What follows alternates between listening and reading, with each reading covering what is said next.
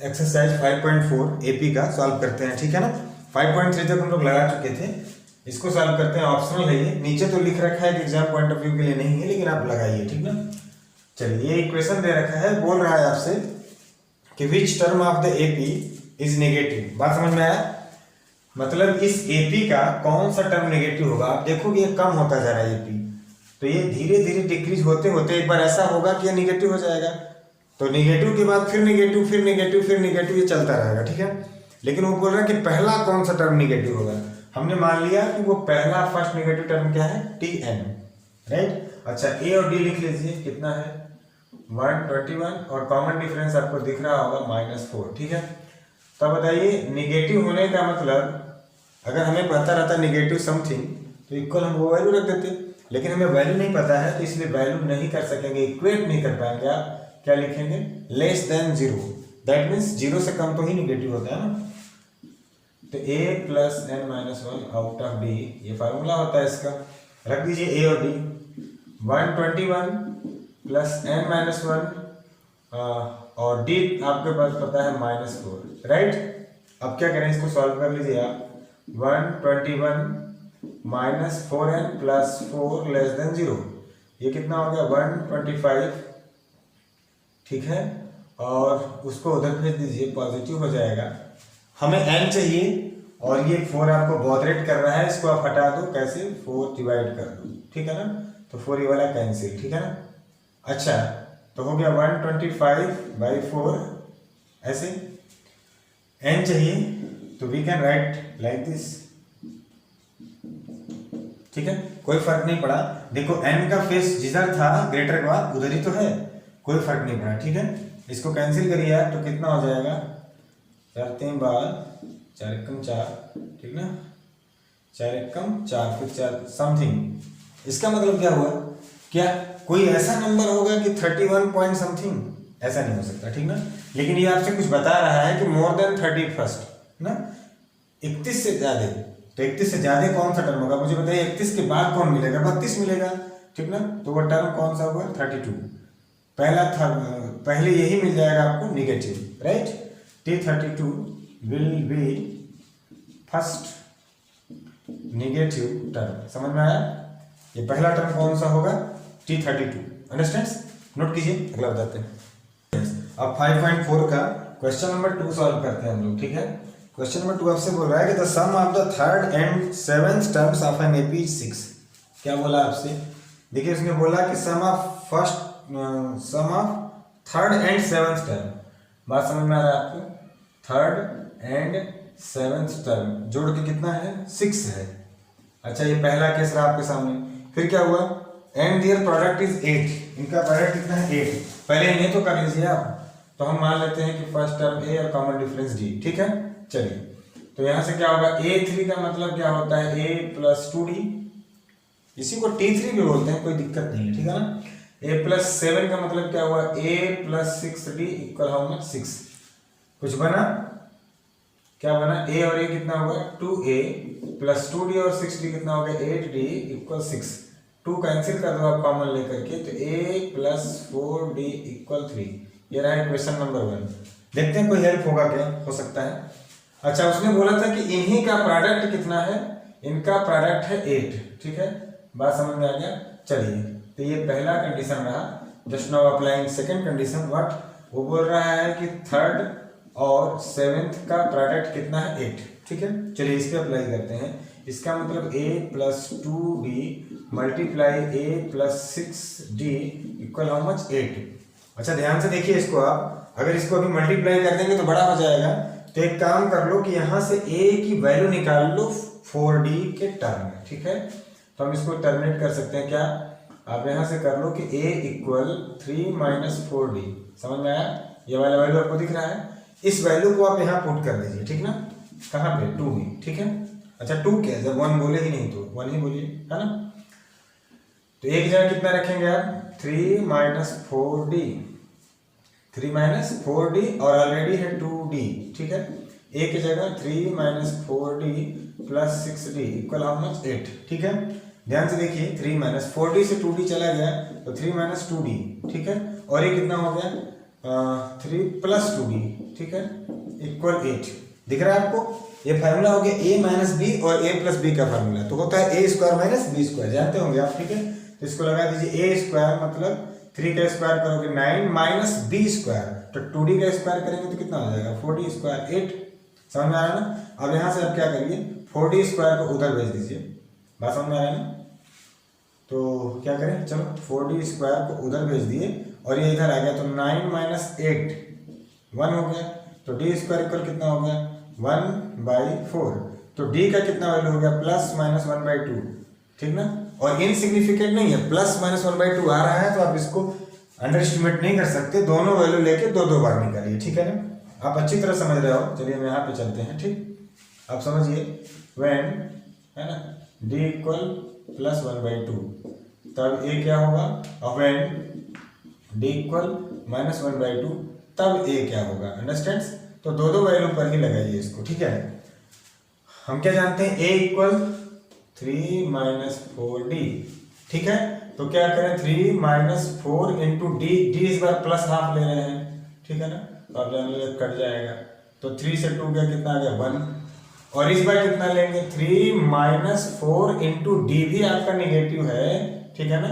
इसका मतलब 3 और ये जो कैंसिल होकर घटता था, इस बार माइनस माइनस कितना हो गया +2 5 आ गया। अंडरस्टैंड्स? तो a के कितने वैल्यू 2 और d के भी कितने value 2, positive half and negative half, right. तो इसका मतलब हमसे क्या पूछा था उसने, सवाल में देखते हैं उसने क्या कहा था कि find the sum of first 16 times of an AP, है ना, क्या पूछ रहा है।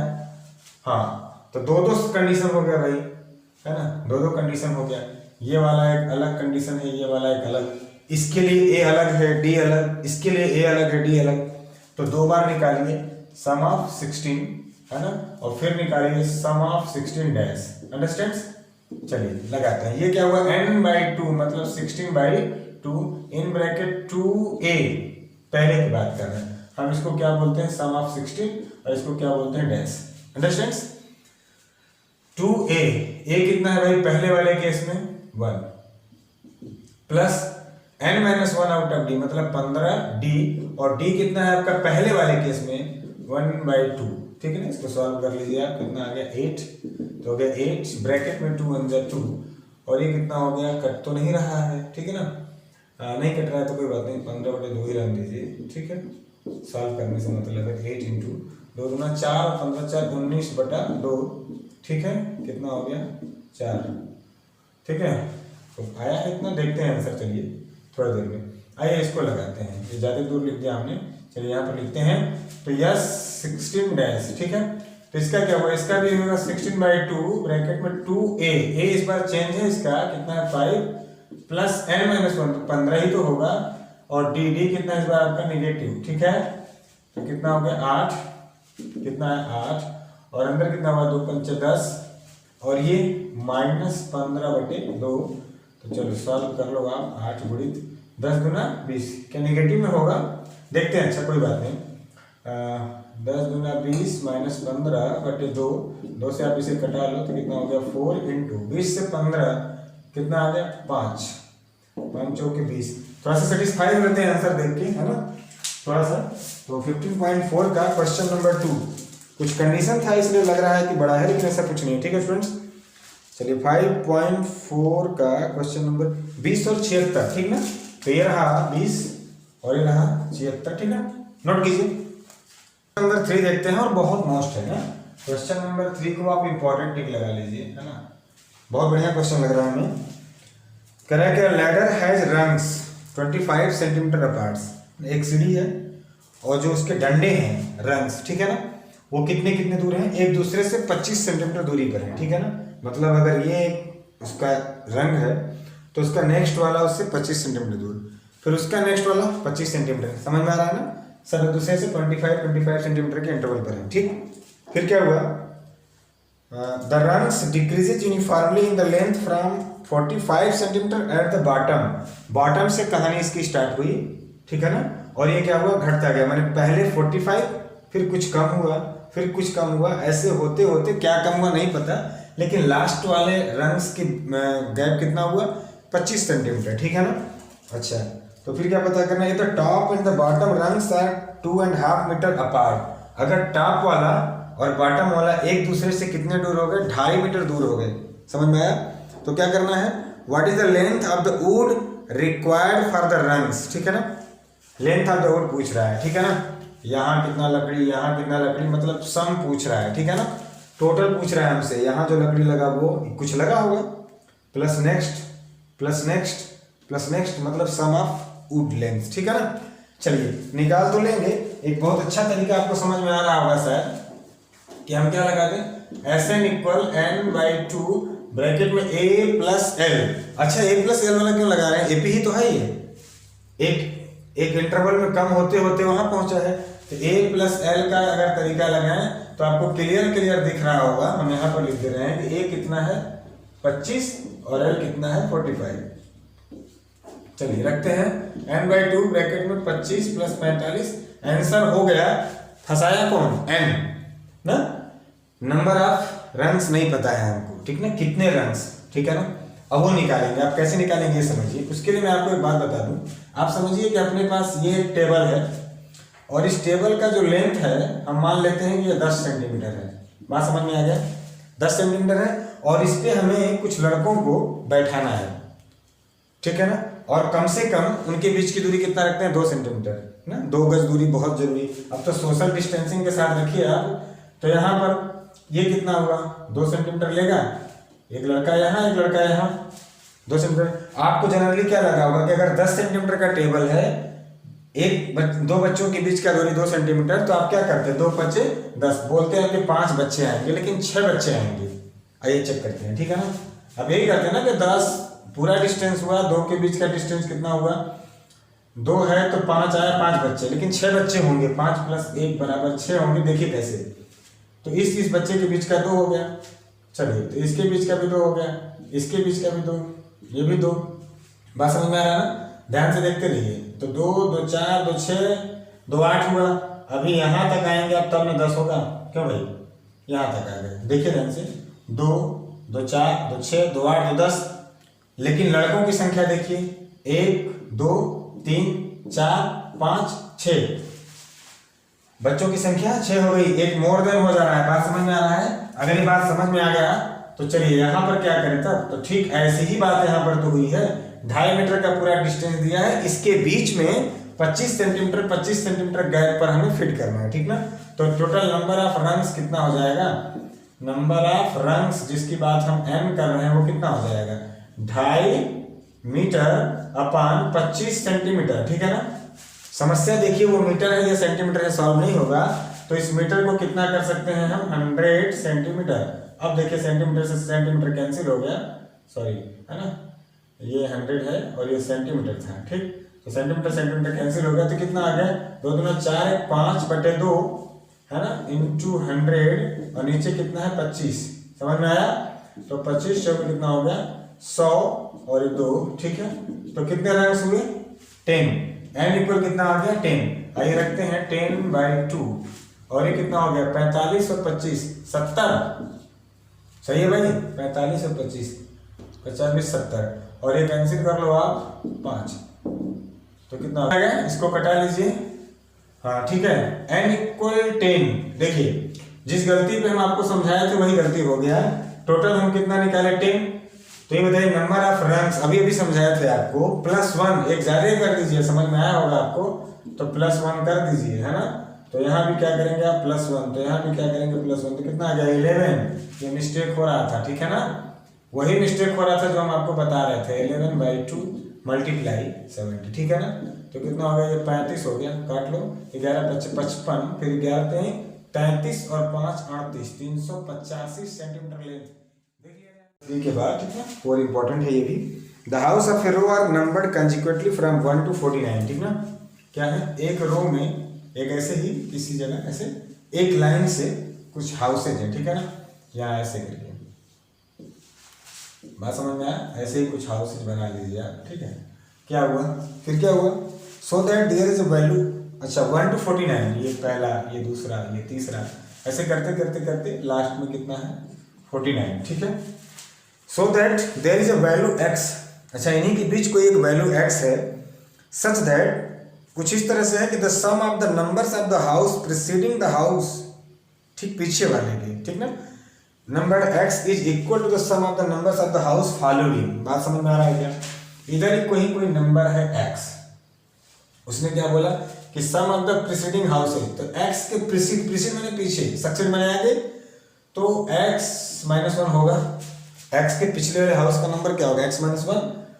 उसने क्या बोला कि इसके, है ना, इसके इधर इधर, है ना, इसको क्या बोले हम लोग? प्रीसीडिंग, है ना, इसको प्रीसीडिंग बोले, ठीक है ना, इसको प्रीसीडिंग बोले। और यहां से इसके आगे इसको हम क्या बोले? इसको फॉलोइंग बोले। क्यों भाई, बात समझिए, हम इसके पीछे वाले को प्रीसीडिंग बोले, इसके आगे वाले को फॉलोइंग। इसके पीछे है तो प्रीसीडिंग, इसके आगे है तो फॉलोइंग, ठीक है ना। क्या हुआ? अच्छा, sum of preceding houses is equal to sum of following houses, ठीक है ना। यहां से यहां तक का सम इस सम के बराबर है, राइट। तो हमें क्या पता करना है? Find the value of x। मतलब अकॉर्डिंग टू क्वेश्चन हम क्या कर सकते हैं, ध्यान से देखिए, अकॉर्डिंग टू क्वेश्चन यहां से यहां तक का सम कितना होगा? सम ऑफ x -1 हाउस, एक से लेके कहां तक? यहां तक का, ठीक है ना, यहां तक की बात करें, सॉरी इसकी नहीं, ठीक है ना, यहां तक x -1 होगा।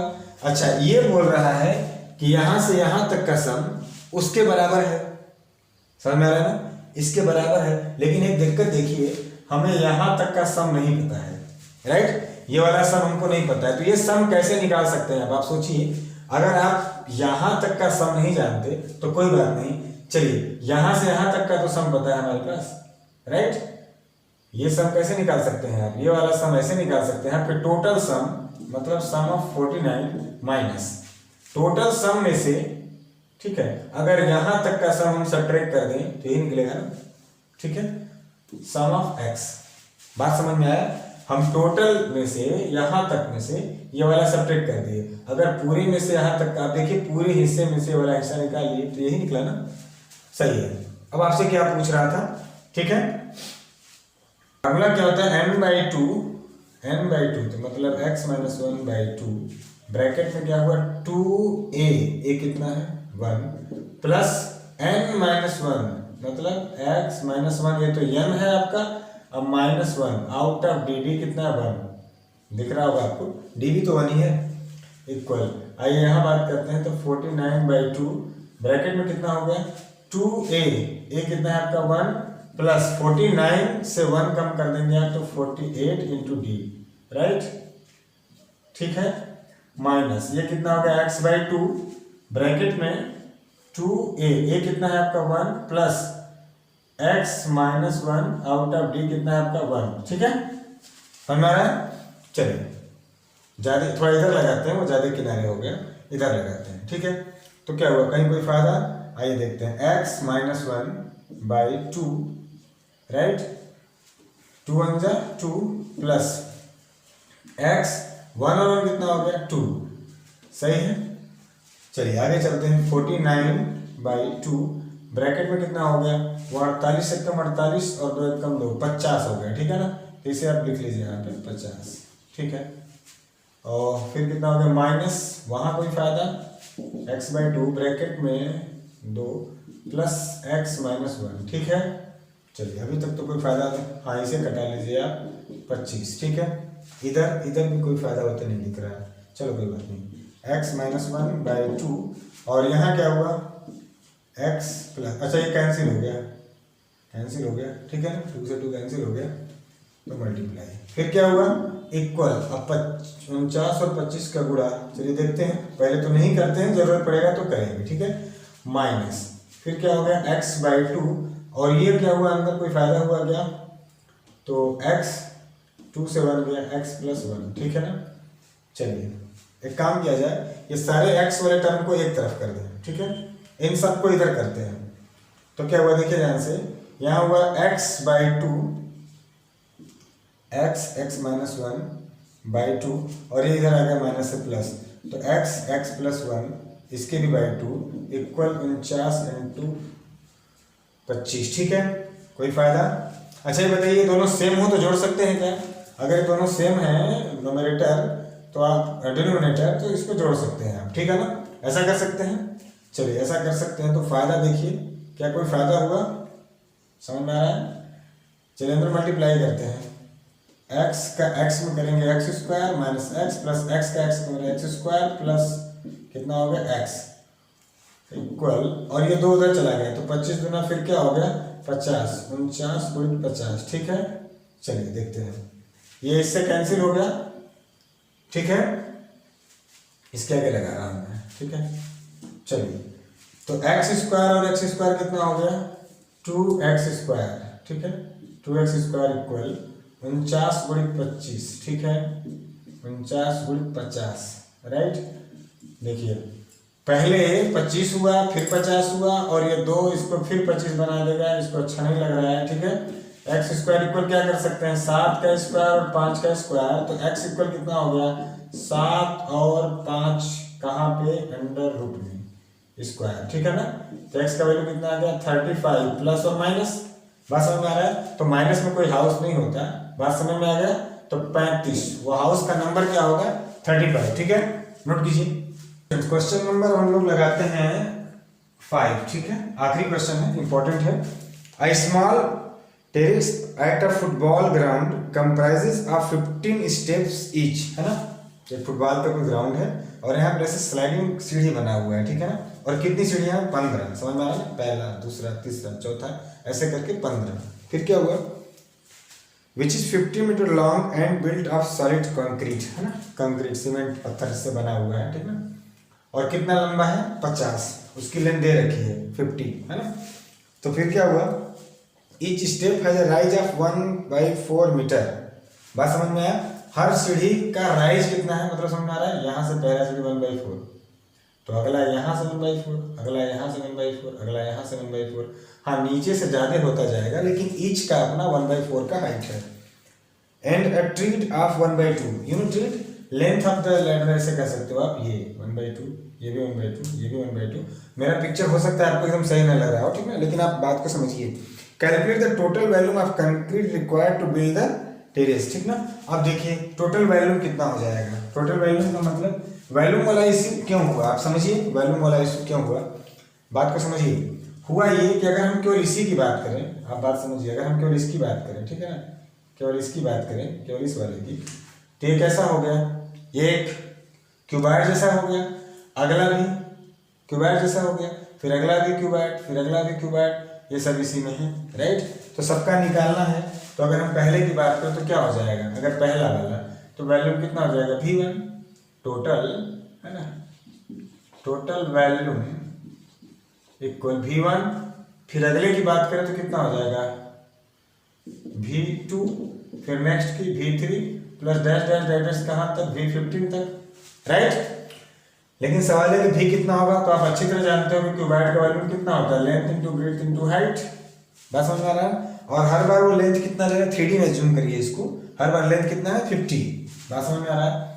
तो चलो निकालते हैं कितना हो जाएगा 50 इंटू L इंटू B, और ब्रेड्थ हर बार कितना है 1/2 1/2 1/2, ठीक है ना। तो 1/2 पहले वाले की बात कर रहे हैं, इंटू हाइट, पहले वाले की हाइट कितनी है 1/4, ठीक है ना, ये 1/4 प्लस आगे बढ़े, अब क्या होने वाला है 50 इंटू ब्रेड्थ अभी भी कितना है 1/2, लेकिन हाइट देखिए इस बार आप यहाँ चले गए, ठीक ना, जब आप यहाँ चले गए तो यहाँ तक कितना था 1/4, नेक्स्ट वाले भी का सीढ़ी का हाइट भी तो 1/4 है, तो कितना हो गया 2 1/4 हो गए, बात समझ में आ रहा है ना, 2 1/4 LBH प्लस आगे चले अगर 50 इंटू अभी भी 1/2, इस बार कितना हो गया 3 1/4, ठीक। ये कहानी चलती रहेगी और कहाँ तक जाएगा, तो वही लेंथ 50 इंटू 1/2 और कितनी बार 15/4, समझ में आ रहा है, ठीक है। इसी का सम हमें निकालना है, तो क्या करें, हर जगह से अपने को कॉमन क्या दिख रहा है, एक चीज आपको कॉमन दिख रहा होगा, 50 हर जगह है, 1/2 हर जगह है, 1/4 1/4 1/4 1/4 भी हर जगह है, ठीक ना। तो 1/4 भी आप ले लीजिए कॉमन। अंदर कितना बचा है, जब 1 ये पूरा चला गया तो कितना हो गया यहाँ से 1 प्लस ये सब चला गया तो कितना हो गया 2, फिर ये सब चला गया तो कितना हो गया 3, समझ में आ रहा है ना। यहाँ से कितना 1 + 2 +3 प्लस ये कहानी कहाँ तक 15 तक। ठीक है, इन सब का सम करें तो आप कितना करोगे, ऊपर 50 नीचे 4 दूना 8। देखते हैं ये आ रहा है कुछ, ये सम ऑफ नेचुरल नंबर भी हो गया। SN वाला फार्मूला लगा दो, या तो कर लो आप n/2 मतलब 15/2 ब्रैकेट में a प्लस l।